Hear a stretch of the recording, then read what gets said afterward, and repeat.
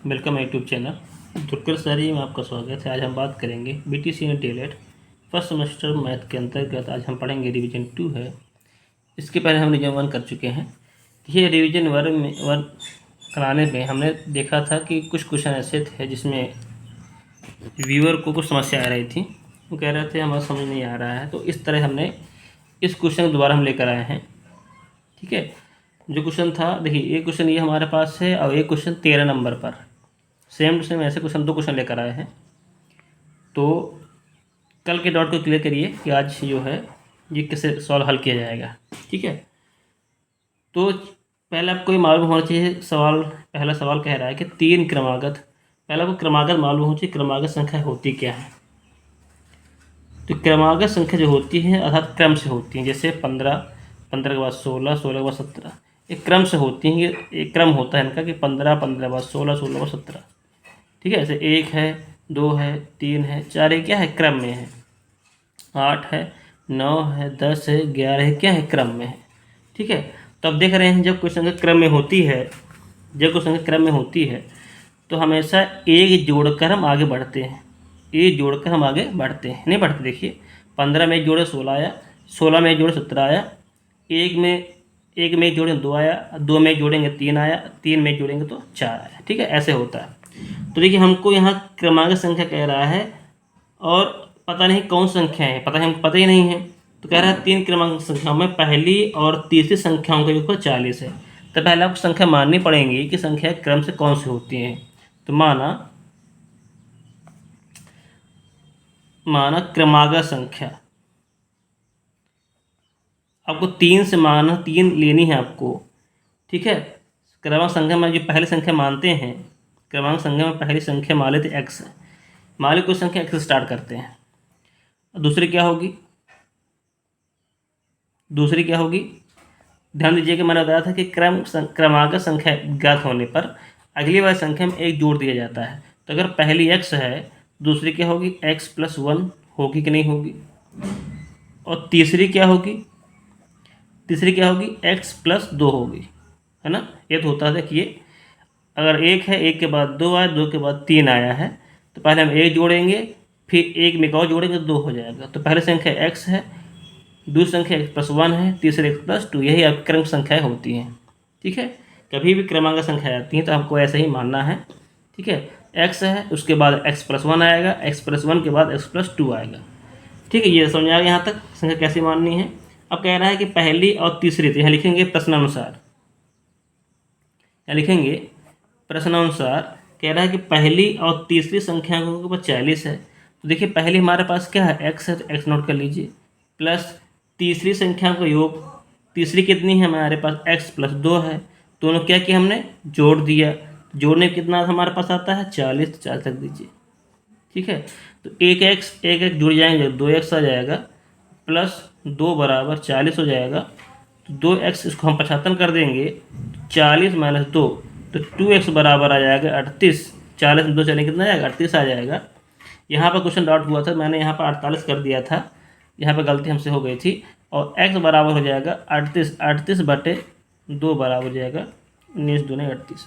तो पहले क्रमांक से देखिए x की वैल्यू निकली, तो x के जो मान है वो किसके बराबर है, ये पहली संख्या है। तो ये पहली संख्या जो हमारी निकली, हमारे पास 19, क्योंकि यही तो x है।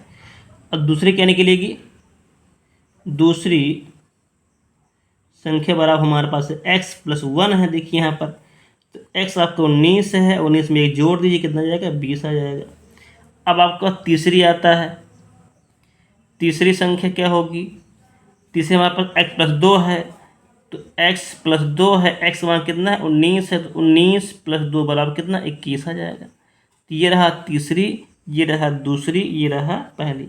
अब देखिए क्या क्रम से है कि नहीं, देखिए 19 के बाद 20 आता है, 20 के बाद 21 आता है, करेक्ट है। अब कह रहा है अगर आपको चेक करना है कि हमारा सवाल सही है गलत, तो क्या करेंगे। तो ये कह रहा है कि पहली और तीसरी संख्या के 40 है, तो पहली कितने हैं 19 है, तीसरी कितनी है 21 है, दोनों जोड़े के 40 आ रहा है, हाँ 40 आ रहा है, इसका मतलब हमारा सवाल सही है। तो अब आप संभवतः इस सवाल आपको समझ में आ गया होगा। ठीक है, तो अगर आप समझ नहीं आया तो हम 13 नंबर जो बताएंगे उसमें भी एक सवाल ऐसा ही रखा गया है। ठीक है, तो उसमें देख लीजिएगा। अगला क्वेश्चन देख लीजिए, यहाँ पर हमने क्वेश्चन ये करवाया था, तो हमसे सॉल्व करवाने पर यहाँ पर प्लस जगह माइनस हो गया था, तो क्वेश्चन वहाँ आंसर अलग आ गया था। ठीक है, तो आपको ऐसे करना है। तो हम इसको दूसरे तरीके से करते हैं।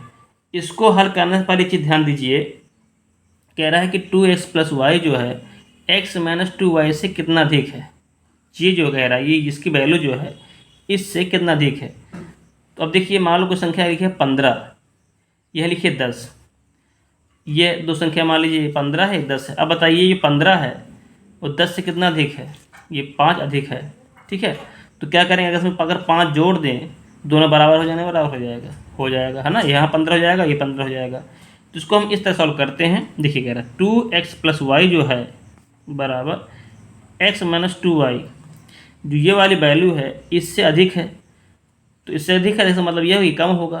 तो मान लीजिए कितना अधिक है, a अधिक है। मान लीजिए कितना अधिक है, a अधिक है।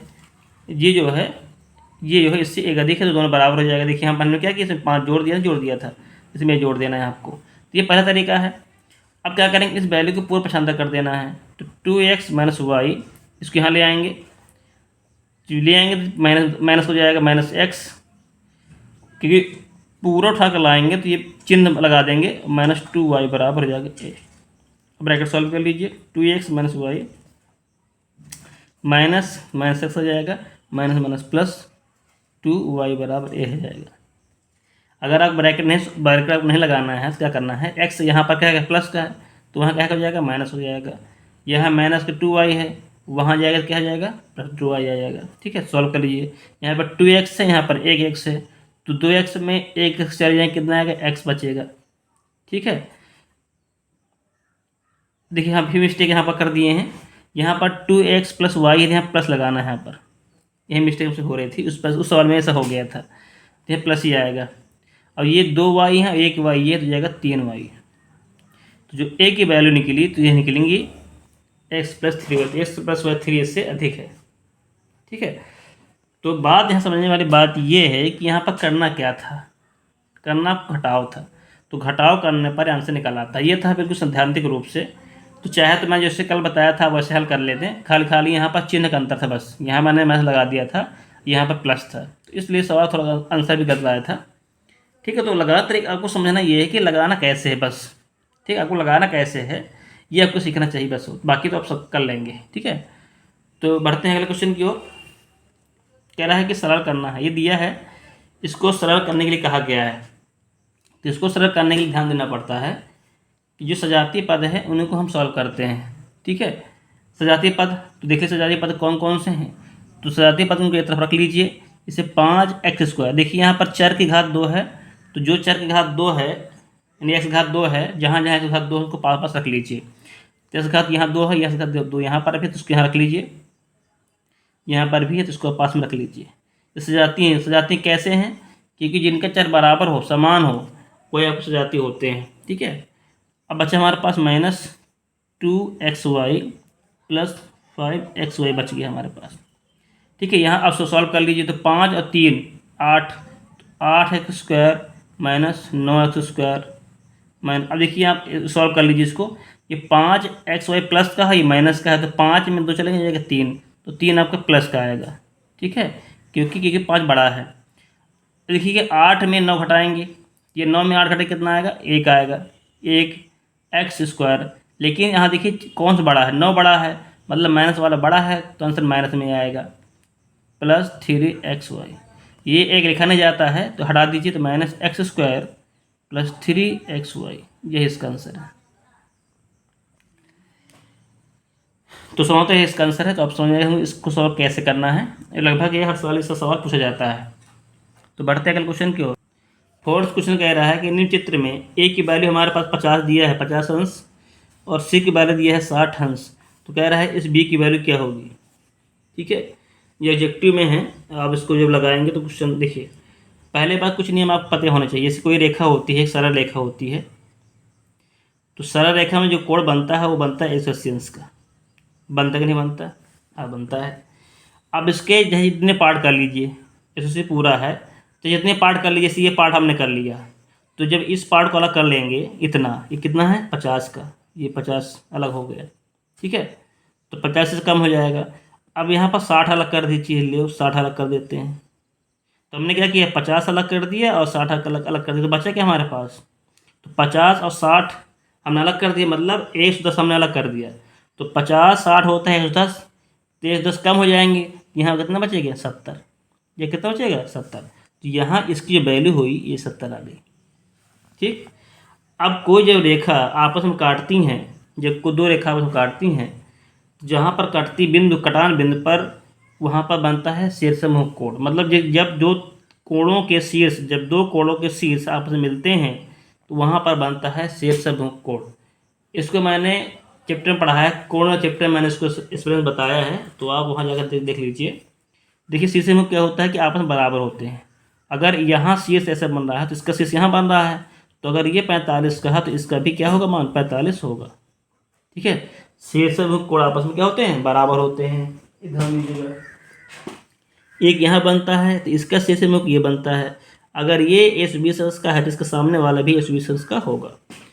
इस तरह देखिए, ये दो रेखाएं आपस में हैं, काट रही हैं, तो ये शीर्षमुख कोण बन रहा है, तो इसका शीर्षमुख कोण का बन रहा है, बी बन रहा है। तो अगर 70 ये है 70, ये भी तो होगा, तो जो बी की वैल्यू आ गई हमारे पास 70। ऑप्शन नंबर 3 सही है। ठीक है, यहाँ पर शीर्षमुख ध्यान देना है कि शीर्षमुख कोण कैसे बनता है, तो इसकी वैल्यू 70 आ जाएगी। इसको और समझना है तो मेरा कोण चैप्टर में आपको क्लियर हो जाएगा। वहाँ पर मैंने संगत कोण, एकांतर कोण, शीर्षमुख कोण, मैंने संपूरक कोण, कोटपूरक कोण, मैंने जितने भी कोण हैं वहाँ मैंने क्लियर कर दिया है। ठीक है, चलिए अगला क्वेश्चन देख लेते हैं। क्वेश्चन नंबर 5 ये कह रहा है कि 95 285 399 के लघुत्तम समापवर्तक में इसका महत्तम समापवर्तक कितनी बार सम्मिलित है। ठीक है, मतलब लघुत्तम समापवर्तक में महत्तम समापवर्तक कितनी बार सम्मिलित होता है। तो ये चीज़ हमेशा याद रखिएगा, जो भी संख्या हम संख्या दी होती हैं उसके जो लघुत्तम समापवर्तक निकालते हैं उसमें हमेशा महत्तम समापवर्तक छिपा रहता है। ठीक है, लघुत्तम समापवर्तक से हम महत्तम समापवर्तक आसानी से निकाल सकते हैं, क्योंकि आपने सूत्र पढ़ा था कि पहली संख्या गुणे दूसरी संख्या बराबर, है ना, HCF गुणे LCM। पढ़ा नहीं पढ़ा था।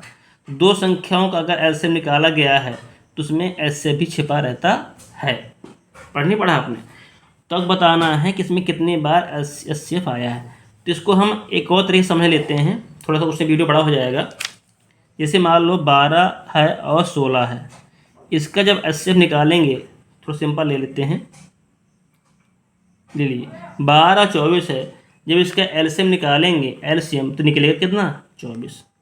ठीक है, अब जब दोनों का क्या निकालेंगे, HCF निकालेंगे, तो HCF निकलेगा 12। ठीक है, आप देख लीजिएगा 12 24 जब LCM निकाले 24 निकलेगा। अब 12 24 जब HCF निकाले तो कितना आएगा, 12 आएगा। अब क्या देखिए, क्या 24 में 12 का भाग दिया जा रहा है, हाँ जा रहा है। इसका मतलब है कि LCM में HCF हमेशा छिपा रहता है, अर्थात LCM में HCF का पूरी तरह से विभाजित हो जाता है। तो अगर विभाजित कर देते हैं जो वैल्यू निकलती है वही महत्तम समापवर्तक की संख्या होती है। तो इस तरह क्या करेंगे हम, 95 285 399 का क्या निकालेंगे, लासा। पहले क्या निकालेंगे, लासा, जैसे हमने इस सवाल में किया था। तो निकालिए 95 285 399। तो पहले हम लासा निकाल लेते हैं, फिर आगे हम बढ़ते हैं। हमने 95 285 399 का जब हम लासा निकालते हैं तो लासा में हमने 3 गुणे 5 गुणे 19 गुणे 7 हमको प्राप्त होता है। इस तरह गुणा मत करिएगा, ये गुणा खंड का रोक दिए, अगर जब गुणा करेंगे तो इसकी वैल्यू LCM निकल आएगा, तो गुणा मत करिए। ठीक है, अब क्या करेंगे, इन तीन संख्याओं को निकालेंगे, क्या निकालेंगे, HCF। ठीक है, जब HCF निकालते हैं तो इसका HCF आता है हमारे पास 19। ठीक है, 95 285 और 285 ध्यान दीजिएगा 285 है, और 399 का जो मान से निकाला हमारे पास 19 है। तो मैंने बताया था कि LCM में जो लघुत्तम समापवर्तक होता है उसमें हम महत्तम समापवर्तक छिपा रहता है, तो अर्थात उसमें हम भाग कर सकते हैं। तो जब हम क्या करेंगे तो लिखेंगे, हम इसलिए लिख सकते हैं कि LCM में महत्तम समापवर्तक की संख्या बराबर 3, ऊपर लिख देंगे LCM भाग देंगे HCF का तो आंसर निकलेगा 105। ये इसका आंसर है। ठीक है, तो इस तरह सवाल जब आता है तो करना क्या है, दी हुई संख्या को निकाला है एलसीएम, फिर दी हुई संख्या निकालना है एचसीएफ, एलसीएम में एचसीएफ को डिवाइड कर देना है, जो वैल्यू आएगी वही इसका आंसर है। जैसे 12 और 24 का जो एलसीएम में 24 आया, एचसीएफ आपको 12 आया, 24 में 12 डिवाइड कर दिया तो आंसर आया 2। बस आपको ऐसे करना है, इसका स्टेप ऐसे ही है। ठीक है, तो इसको आप अनाउंस करिए तो आप समझ में आ जाएगा। ये चीज़ ध्यान दीजिएगा, आप सवाल लगाते समय ये मत ध्यान करिएगा कि हमने सवाल देख लिया हम लगा लेंगे। ये गलती आप बहुत बड़ी गलती करते हैं। आप पेन कापी उठाइए, उसको अपने आप लगाइए, फिर देखिए मुझसे गलती कहाँ पर हो रही है। ठीक है, सवाल लगाने सबसे ये होती है कि हम ये समझते हैं कि सवाल मुझको आ जाएगा। ठीक है, ये हम समझते हैं सवाल मुझको आ जाएगा, लेकिन जैसे हम सवाल लगाने बैठते हैं तो हम कहीं ना कहीं मिस कर देते हैं, इस स्टेप को मिस कर देते हैं। तो कोशिश करें सवाल अपने आप लगाने की कोशिश करें, फिर इसका आंसर देखें, क्योंकि अब आपको देखना नहीं है, बैठ के सवाल लगाना है, प्रैक्टिस करना है। मैथ बहुत ही इंपॉर्टेंट है। ठीक है, आज आप इसमें पढ़ रहे हैं, डीएड पढ़ रहे हैं, इसके बाद जब यूपी टेट सुपर टेट की तैयारी करेंगे उसमें भी मैथ है। ठीक है, यही मैथ उसमें भी आनी है इस टाइप की। तो आप जो घबराइए मत, उसको एक बार स्टेप लगाने की कोशिश करिएगा। ठीक है, तो बढ़ते हैं अगले क्वेश्चन की ओर। अगला क्वेश्चन कह रहा है कि एक प्राथमिक विद्यालय है जिसमें कक्षा 1 में 20 बच्चे पढ़ते हैं और कक्षा 2 में 90 छात्र पढ़ते हैं, तो उन्हें बड़ी से बड़ी समान छात्र संख्या में बांटने पर प्रत्येक समूह में छात्र संख्या कितनी होगी। देखिए यहाँ पर बड़ी से बड़ी समान छात्र संख्या बांटना है। तो मैंने बताया था कभी भी बड़ी बड़ी संख्या ज्ञात करने के लिए आ रहा हो तो उससे हम एलसीएम निकालना है, और कहीं छोटे छोटे लिख के आ रहा हो तो उसमें आपको एलसीएम निकालना है। ठीक है, तो अब कह रहा है, थोड़ा समझने वाली बात ये है कि अगर 120 बच्चे हैं और 90 बच्चे हैं, और इनके एक समूह ऐसा बनाना है कि इनसे बच्चे पूरे पूरे आ जाएं और इससे बच्चे पूरे पूरे आ जाएं, अर्थात इसमें भी वो समूह शामिल हो, इसमें भी वो समूह शामिल हो। तो इन होता क्या है, जो समूह शामिल होगा वो होता हमेशा एचसीएफ के बराबर ही होता है, क्योंकि मैंने अभी बताया है। तो हम क्या करेंगे, इस 20 तथा 90 का क्या निकालेंगे एचसीएफ। बस सिंपल है, 90 और इसे निकाल लीजिए, तो 9 का 9 0 3 3 का भाग देंगे जाएगा 3 3 9 90 आ जाएगा। देखिए एचसीएफ जो हमारे पास आया, तो एचसीएफ हो जाएगा हमारा 32। तो लिख सकते हैं, अतः हम कह सकते हैं प्रत्येक समूह में 30 छात्रों की संख्या होगी। ठीक, संख्या होगी। आप देख लीजिए, अगर आपको ध्यान देना है कि 30 छात्र हैं तो क्या 30 छात्र बनाएंगे इस 20 में तो कितने बनेंगे 4, और 30 के बनाएंगे 90 कितने बनेंगे 3, तो अर्थात पूरे पूरे बन जा रहे हैं, है ना। तो इस तरह हम देख सकते हैं कि इसमें भी 30 जोड़े बन जाएंगे, उसमें भी 30 जोड़े बन जाएंगे। बस ये सॉल्व करना था, तो इसका आंसर आएगा 30। चलिएगा, क्वेश्चन हमारा कहता है इस टाइप का है, क्या रिक्तस्थान की भरिया है, रिक्तस्थान की पूर्ति करना है आपको। तो देखिए हमेशा जो भिन्न होते हैं, ये रेशियो होता है हमेशा बराबर होता है। अगर बराबर चिन्ह लगा है तो ये कहता क्या है कि इधर वाला संख्या इधर संख्या के बराबर होता है। ठीक है, तो अगर इसको 4 बार गुणा कर देंगे तो भी कोई, इसे मान लीजिए थोड़ा ध्यान दीजिए, 3/2 लिखा है, अगर इसमें 3 गुणों पर कर दें और 3 गुणों नीचे कर दें तो इनको कोई फर्क नहीं पड़ता है। तो 3 कहीं 9 3 दूनी 6 वही संख्या मानी जाएगी, 3/2 ही 9/6 ही है, क्योंकि 3 कट जाएगा तो क्या बचेगा 3/2 तो आएगा। तो अर्थात उसमें मल्टीप्लाई करने में कोई फ़र्क नहीं पड़ता। तो इस सवाल आपको कैसे करने हैं, देखिए यहाँ पर 4 है, तो यहाँ कितना 32। अब देखिए 4 से 32 कैसे आया, जब इसमें हमने 4 का गुणा किया, है ना। इसमें जब 4 से 32 कैसे आया, जब इसमें हमने क्या किया 8 गुणा किया। तो जब हमने नीचे 8 गुणा किया तो ऊपर भी तो किया करेंगे, तो 8/4। ठीक है, अगर इसमें हम नीचे गुणा करेंगे तो ऊपर में गुणा तो करेंगे, 8 चौक 32 आ रहा है। तो अगर नीचे 8 गुणा किया तो ऊपर भी करेंगे, तो 8 8 64, अर्थात इसका संख्या क्या है कि 64। ठीक है, इस तरह हम करना है। सेकंड देख लीजिए, देखिए थोड़ा सा, अगर हम भाग कर रहे हैं तो भी ऊपर में करेंगे तो कोई फर्क नहीं पड़ेगा, गुणा करेंगे तो भी फर्क नहीं पड़ेगा। अब देखिए, अब यहाँ का भरना यहाँ का दिया हुआ है। अब देखिए यहाँ पर इस संख्या देखिए 36 से 72 हुआ है ना, अर्थात 72 से अगर 72 में 2 का भाग दिया दिन कितना है 36 आ जाएगा।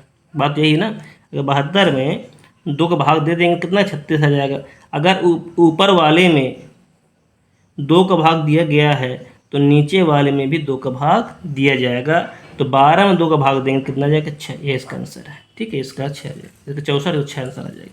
अगला क्वेश्चन है कि 1:3 समानुपाते 8:24 में 8 कौन सा पद है। ध्यान दीजिएगा, जब कोई संख्या समानुपात में होती हैं तो इसे हम बोलते हैं पहला पद, दूसरा इसे बोलते हैं पहला, इसे बोलते हैं दूसरा, इसे बोलते हैं तीसरा, इसे बोलते हैं चौथा। ध्यान दीजिएगा, तो कह रहा है 8 जो है कौन सा पद है, तो 8 आपका तीसरा पद है। ठीक है, ये रेशियो में जब समानुपात का सवाल है, अगर ऐसा तो अगर मान लो 1:4 दिया हो तो ये पहला पद 1 को बोलेंगे पहला पद, 4 को बोलेंगे दूसरा पद। ठीक है, और समानुपात एक, तो इसका ये नियम क्या होता है, जब कुछ चीज़ समानुपात में होता है तो नियम होता है बाह्य पदों गुणनफल, मतलब पहला गुणे चौथा बराबर होता है अंदर वाले पद। अंदर पद कौन से हैं, दूसरा और तीसरा, दूसरा गुणे तीसरा, ये नियम होते हैं, याद रखिएगा, ये दोनों आपस बराबर होते हैं। ठीक है, तो बढ़ते अगले क्वेश्चन की ओर। तो कह रहा है x का मान बताना है। देखिए ये भी समानुपात का सवाल है, मैंने इसके पहले वीडियो में इस सवाल में करवा चुका हूँ। ठीक है, तो इसको कैसे सॉल्व करते हैं, तो मैंने बताया था कि बाह्य पदों गुणनफल बराबर होता है अंतः पदों गुणनफल। तो बा लिखेंगे, यहाँ पर लिख सकते हैं बाह्य पद का गुणनफल बराबर होता है अंतः पद गुणनफल, अंतः पदों का गुणनफल। ठीक है, तो बाह्य पद कौन से हैं, 30 गुणे 300, तो 30 गुणे 300 बराबर 120 गुणे x। ठीक, सॉल्व कर लीजिए, तो 30 गुणे 300, ये देख गुणे में है, ये भाग का जाएगा तो 1/20 हो जाएगा, बराबर x काट दीजिए, ये कर देते हैं। तो हमारे पास देखिए ये काट देंगे, 3 चौके 12, तो हमारे पास क्या बचा, 3 का नाम 10 गुणे 30, 10 गुणे 30/4 बराबर x। ठीक है, तो ये गुणा कर सॉल्व करना आपको आता ही है, तो 3 गुणा करेंगे 300 में 10 में तो जाएगा 300, और 300/4 बराबर x, 4 काटेंगे तो 7 चौका 28, 4 5 20, तो देखिए कितना आंसर आएगा, तो इसका आंसर 75 आएगा। देखिए आपको समझना ये है कि इस सवाल कैसे करना है, बाकी कैलकुलेट करना तो आपको आना चाहिए, क्योंकि जब आपके पास में है, अब अगर हम ये बताएंगे गुणा कैसे करना तो आपको समस्या आ जाएगी, आप नहीं कर पाएंगे। ठीक है, तो बढ़ते अगले क्वेश्चन की ओर। कह रहा है कि एक टेम्पो 25 किलोमीटर प्रति घंटे की चाल से जा रहा है, यदि उसकी चाल में 5% की वृद्धि कर दी जाए तो उसकी चाल क्या होगी। देखिए हमारे पास चाल दिया है 25 किलोमीटर प्रति घंटा, इसमें क्या करना है, 5% की वृद्धि कर दीजिए। पहले निकालना है कि 5% की वृद्धि करने पर 5% की वृद्धि लिखेंगे, चाल में 5% की वृद्धि करेंगे, तो पहले क्या करेंगे, इसका 5% निकाल लीजिए, 5% होता है कितना है। ठीक है, किलोमीटर प्रति घंटा, तो 25 का नाम 25, 25 1 100, अर्थात 5/4 किलोमीटर घंटा, अर्थात 4 का नाम 4.0 ये है। तो हमारे पास वृद्धि हुई है, चाल में वृद्धि हुई है 1.25 किलोमीटर प्रति घंटा की। ठीक है, अब लिखेंगे अतः नई चाल बराबर 25 प्लस 1.25, जो जोड़ देंगे तो किलोमीटर प्रति घंटा आ जाएगा, तो जाएगा 26.25 किलोमीटर प्रति घंटा, ये इसका आंसर है। ठीक है, पहले जो वृद्धि आपने की, पहले वृद्धि निकाल लीजिए, वृद्धि हमारे निकली 1.25, जितना बढ़ा उतना जोड़ देना पहले वाले, तो इसका आ जाएगा। ठीक है, अगला क्वेश्चन देख लेते हैं। पिछले वाले वीडियो में मैंने काम समय वाला सवाल मैंने बताया था आपको कैसे करना है, ये क्वेश्चन फिर मैं आपके लिए लेकर आया हूँ। ठीक है, चलिए देखते हैं। इसको लगाने के बहुत सारे तरीके होते हैं, तो पहले हम इबारती प्रश्न द्वारा हल करने की सॉल्व करेंगे। इबारती प्रश्न द्वारा इसको हम अनुपात द्वारा भी सॉल्व कर सकते हैं, क्योंकि हमेशा काम और समय वाले जो सवाल होते हैं ये विकलोम होते हैं, उल्टा होते हैं। क्योंकि जब आदमी बढ़ता है तो दिन कम लगते हैं, अब आदमी जब कम हो तो दिन बढ़ जाते हैं, उल्टा होता है दूसरे का, है ना, अपोजिट होता है। तो कैसे सॉल्व करेंगे, तो लिखेंगे 7 आदमी एक काम को करने में लगा समय बराबर लिखेंगे 15 दिन। ठीक है, 15 दिन लिख दिया।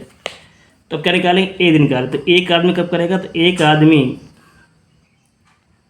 को काम करने में लगा समय, वही नोट कर दीजिए, ओवर नोट कैसे वही कर देना है।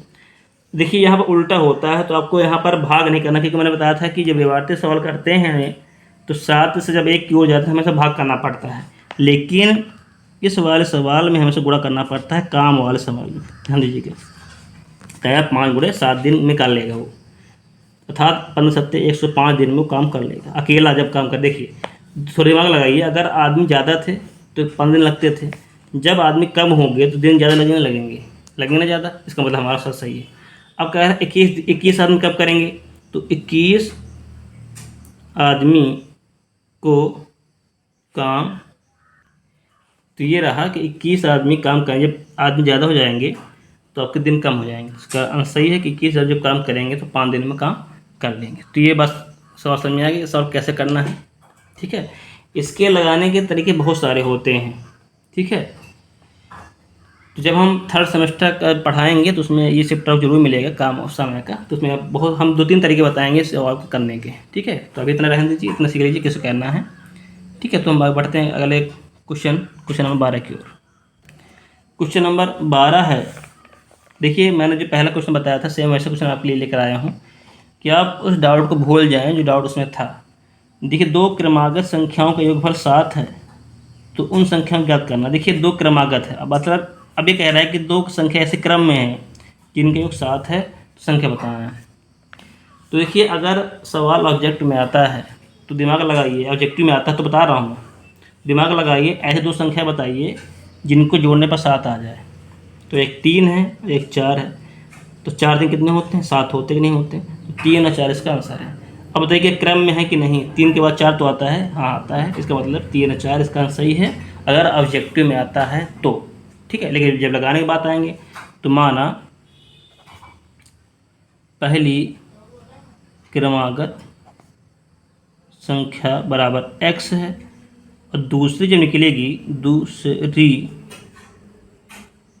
क्रमागत संख्या, मैंने बताया था जब क्वेश्चन क्रम से होती है तो अगली बार संख्या में 1 जोड़ा जाता है। देखिए 3 है, 3 जो अगली संख्या होती है 4 है, उसमें मतलब 1 जोड़ा गया है, तो अगर हमने x माना है तो x में अगर हम 1 जोड़ देंगे तो यह इसकी अगली संख्या निकल आएगी। ठीक है, अब कहते हैं प्रश्नानुसार।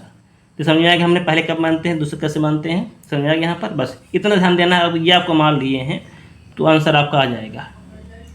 अब प्रश्नानुसार कह रहा है कि 2 संख्याओं को जोड़ देने हैं, तो पहली संख्या x है, दूसरी x+1 है, अगर इनको जोड़ देते कितना जाता है हमारे पास, 7 आ जाता है। तो हल करिए, x हो जाएंगे 2x, इसको 75 कर दीजिए तो 7 - 1 बराबर 6 आ जाएगा। तो 2x बराबर 6 है, x बराबर 6/2 बराबर 3। जो x की वैल्यू आई है 3, मतलब पहली संख्या है, पहली क्रमागत संख्या बराबर 3 है।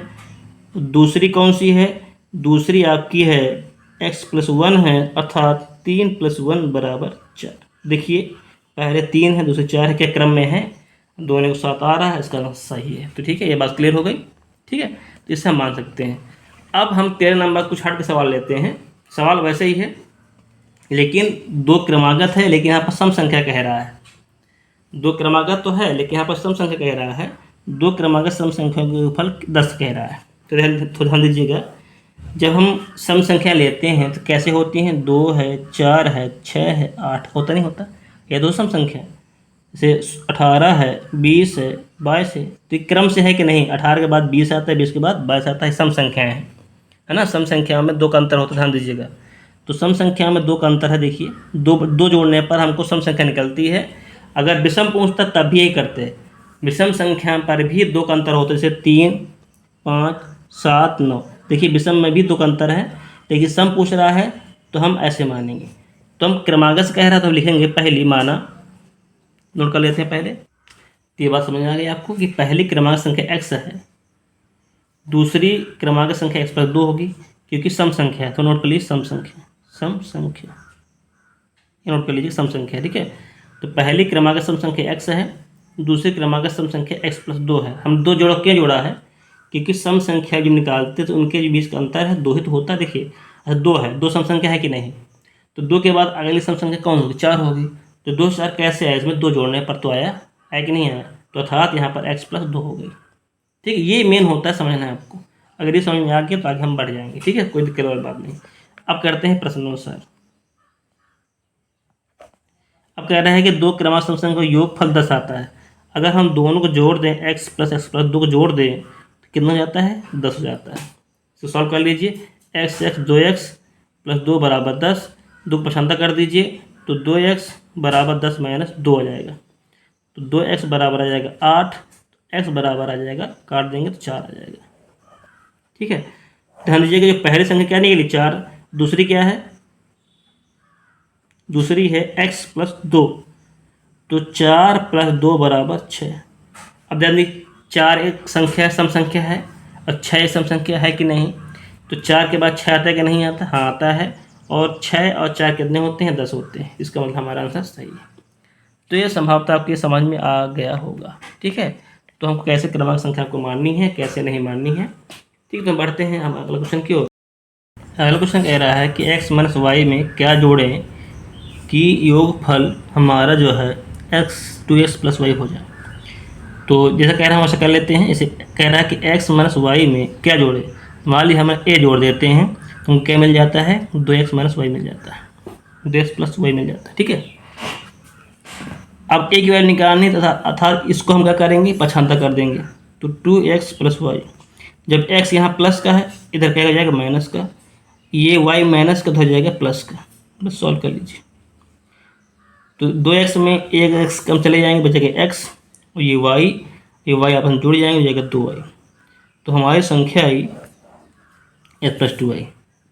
लिखेंगे यहाँ पर माना a जोड़ने पर, ठीक है, तो a की वैल्यू हमारे पास x + 2y, इसका आंसर हो जाएगा x + 2y। या लिख सकते हैं कि a, यहाँ पर लिख सकते हैं भाषा के रूप में कि x + 2y जोड़ने पर हमको 2x + y हमको प्राप्त हो जाएगा। ठीक है, चलिए बढ़ते हैं क्वेश्चन की ओर। इस टाइप क्वेश्चन हम 16 नंबर में ले लेते हैं। सेम क्वेश्चन है, कह रहा है कि a - b में क्या जोड़ें कि 2a + b हो जाए। तो a - b में लिखेंगे माना a जोड़ने पर, तो अगर a जोड़ देते हैं तो हमको 2a + b मिल जाएगा। तो a जब निकालेंगे उसको पसंद कर देंगे तो 2a + b इधर चले जाएगा तो माइनस का a हो जाएगा, a प्लस का b हो जाएगा। सॉल्व करें तो a + 2b आ जाएगा। बस सवाल वही है, खाली इसमें एक्स वाई के चेंज हुआ था। क्वेश्चन हम 15 देख लेते हैं थोड़ा सा। अच्छा क्वेश्चन है थोड़ा सा, ये कह रहा है यदि किसी आयत की लंबाई उसकी परिमाप 16, देखिए लंबाई आपके 5 अनुपात, मतलब लंबाई और परिमाप का जो अनुपात है 5:16 है, अनुपात में हो तो उसकी लंबाई और चौड़ाई में अनुपात बताना है। तो लिखेंगे माना लंबाई बराबर 5x, ठीक है, और परिमाप बराबर 16x। ठीक है, ये किसका है, आयत का, लिखना भूल गए। आयत की लंबाई बराबर 5x, चौड़ाई आपका 16x हो गया। ठीक है, चलिए अब हम परिमाप की सहायता से हम चौड़ाई निकाल लेंगे। लिखेंगे आयत का परिमाप बराबर होता है 2 × लंबाई + चौड़ाई। ये होता कि नहीं होता, ठीक है। परिमाप हमारे पास 16x दिया है बराबर 2, लंबाई हमारे पास दिया है 5x प्लस चौड़ाई आपको निकालना है। निकाल लीजिए यहाँ से, ये काट देंगे, 2 × 8 = 16, 8x बचा। तो 8x बराबर 5x प्लस चौड़ाई, ये क्लियर बात होगी। यहाँ काट देते हैं तो 5x प्लस चौड़ाई, 5x प्लस चौड़ाई हो गया। पसंदा कर देंगे तो घट जाएगा, 8x - 5x बराबर चौड़ाई, तो जाएगा 3x बराबर चौड़ाई। जो हमारी चौड़ाई निकल आई वो हमारी 3x आ गई। अब कह रहा है लंबाई और चौड़ाई का अनुपात निकालना है। लिखेंगे लंबाई और तो लंबाई अनुपात चौड़ाई हो गया। लंबाई हमारे पास दिया है 5x अनुपात चौड़ाई दिया है 3x। ठीक है, तो ये x कट जाएगा क्योंकि अनुपात मतलब क्या होता है, ये अनुपात जैसे 3/5 लिखा है तो अनुपात मतलब होता है 3/5, होता नहीं होता। तो अगर x यहाँ लगा तो ये कट जाएगा, 5/3, इसका आंसर है। ठीक है, तो बढ़े अगले क्वेश्चन की ओर। यदि है a बराबर -2, b बराबर 2, c बराबर 1 हो तो ये पूरे का मान बताना है आपको। जहाँ जहाँ a रखना है वहाँ -2 रखना, जहाँ b हो और 2 रखना, c यहाँ 1 रखना है। ठीक है, रखते हैं a³ - 3 है 4q³ - abc plus 3abc plus b²। Sorry यहाँ पर a नहीं है, इस तरह थोड़ा गलती हो जाती है। आपको यह समझना है कि सॉल्व कैसे करना, बस चेक सवाल हमारा सही है। तो a बराबर -2 रख लीजिए, तो 4 × -2 का क्यूब -2, a की वैल्यू दी है -2, b के दिए है 2, c के दिए है 1। हमने यहाँ पर ब्रैकेट क्यों लगाया, क्योंकि ये माइनस का है इसलिए हम लगा दिए हैं। +3 × b हमारे पास 2 है, c हमारे पास 1 है, प्लस b² है, b की वैल्यू 2 दी है, 2 का स्क्वायर हो जाएगा। सॉल्व कर लेते हैं। 4 गुणे, अब 2 गुणा करना है 3 बार, 2 गुणा करें 3 बार, 2 दूनी 4, 4 दूनी 8 आ जाएगा। अब चिन्ह हमारे पास माइनस का, तो आंसर माइनस में ही आएगा क्योंकि विषम घात लगी है ना। जब विषम घात लगी होती है हमेशा चिन्ह माइनस में ही आता है। ध्यान दीजिएगा, सम में आता है प्लस, विषम में आता है माइनस का।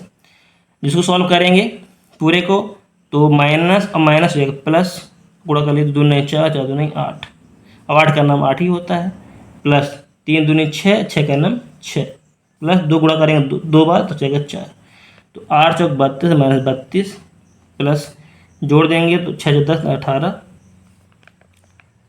तो इसका आंसर आएगा, तो 32 घटाएंगे 18, 4 2 में चलेंगे 14, तो माइनस का बड़ा है तो आंसर आएगा माइनस में, तो आंसर आएगा -14।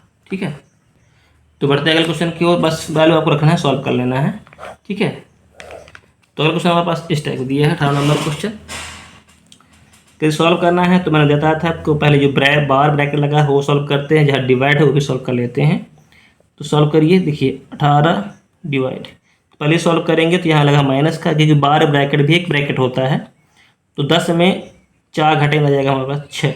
ठीक है, फिर प्लस, फिर 32 भागे ब्रैकेट के अंदर है 4 प्लस, देखिए ये भी भाग आ रहा है तो हम इस भाग को सॉल्व कर सकते हैं। तो 10 में 2 का भाग देंगे जाएगा 5 -1। ठीक, सॉल्व कर लीजिए।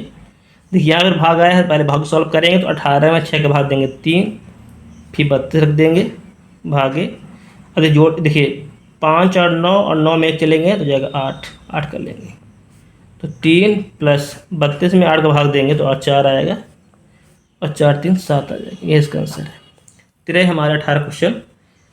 तो अब इस वीडियो में आपको हर बातें क्लियर हो गई होंगी जो मैंने पिछली वीडियो में छूट गई थी।